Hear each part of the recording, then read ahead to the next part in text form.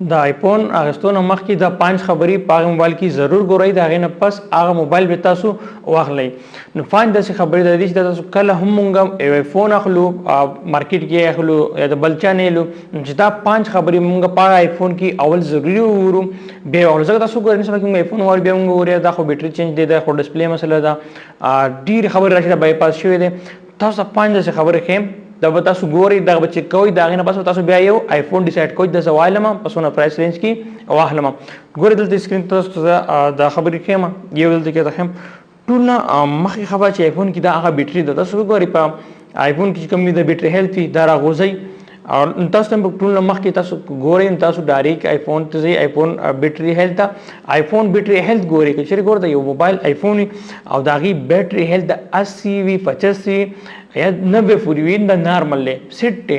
خو چېرته 90 نه بره وي نو ګوډ هیلث کې دی، ډېر زیات های هیلث کې دی. خو که د 80 نه هم د بیټري هیلث د دې کم شو نو د بیټري هیلث بیا بیکاره دی، دغه موبایل بیټري چې کومه ده دا ده بیکاره.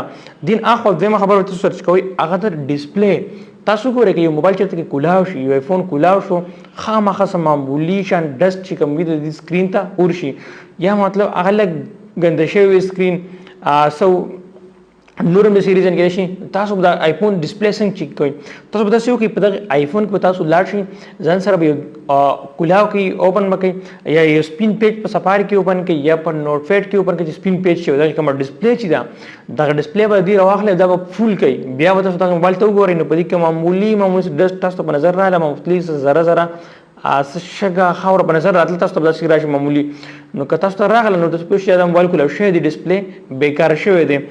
بل خبره تاسو چیک کوئ سکرین چینج چیک کوئ. تاسو به راشئ دلته لاندې دا مینیو بار چې کومه دی دغلته به راشئ د کومه برایټنس دا اپشن چې دی په دغه به داسې لانګ کلیک وکړئ. لانګ کلیک چې وکړئ لانګ پریس پې کړئ تاسو ته دا 3 اپشن راشي. که په دې کې ټرو ټون دا کومه دریم اپشن چې دی ټرو ټون دا پکې راغی پوه شئ چې سکرین اوریجنل دی په خپل زوړ حالاتو کې نه چینج شوی. خو چې دا دریم اپشن چې کومه دی ټرو ټون دا پکې نه نو ته پوه شئ چې دې موبایل چې کوم سکرین چې دی د آیفون دا چینج شوی دی.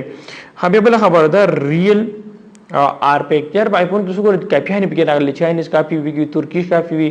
نو که تا باندې څوک د اوریجنل په ځای باندې کاپي خرڅوي ته پته نه لګي ته به څنګه ریل کاپي معلوموي. سیټینګ ته به راشئ، په سیټینګ کې به راشئ دا باوټ نه د موبایل سیریل نمبر راولئ. د هر یو آیفون خپل سیریل نمبر وي، دغه نمبر چې تا راواخلې بیا به لاړ شئ سفاري ته، یعنې کوم براوزر چې دی زموږ کروم یا سفاري ده، سفاري ته به لاړ شئ هلته به ولیکئ ایپل آی می چیکر. ایپل آی می چیکر یو ویبسایټ دی دا خپل هغه به اوپن کړي، پای کې به دغه سیریل نمبر چې کومه دی دغه به هلته کې کافي کې سرچ به کړئ، ته به ټول ډیټیل وښایي دا کومه ماډل دی، کومه د دې چې کومه وارنټي ده ختمه شوې ده نه ده، کومه سیټ دی د ایپل نه رجسټر دی مطلب ریل دی د ایپل والا دی که نه د لوکل جوړ شوی دی. بل یو خبر ده لاست کې بایپاس دی اپشن دی. تاسو ګورئ که چېرې زموږ سره آیفون وي یو زما سره د آیفون دی دا ویډیو پې کوم دا مانه ورک شو یا مانه د آی کلاوډ آی ډي چې کومه ده پاسورډ مانه هیر شو دا به زه بایپاس کومه یا چې مانه دا موبایل چې دا ورک شو یا چا رواغ زمانه نو هغه کس به دا څه کوي دا عمر خو داسې نه شي آیفون خو داسې نه یوز کېږي نو هغه څه وکړي دا بایپاس کړي. بایپاس شي موبایل نو که چې بیا تاسو لاړ شئ بایپاس ته څنګه معلوموي تاسو به لاړ شئ سیټینګ ته اباوټ راشئ تاسو سافټویر اپډیټ ته لاړ شئ. نو که تاسو سافټویر اپډیټ کړئ د بایپاس موبایل سافټویر چې تاسو کله اپډیټ کړئ هغه ډایرکټ زوړ حالت ته لاړ شي هغه لاک شي. تاسو به چېرته کې هم داسې موبایل نه اخلئ آیفون کې چې هغه بایپاس شوی وي. دغه یو څو خبرې دي چې دا تاسو په آیفون کې ګورئ دا بیا د هغې نه پس به تاسو آیفون لین دا خبرې تاسو په آیفون کې وګورئ د هغې نه پس تاسو یو موبایل واخلئ نو بالکل بیسټ به وي او ډېر ښه کار ډېر ټایم پورې به تاسو کار کوي.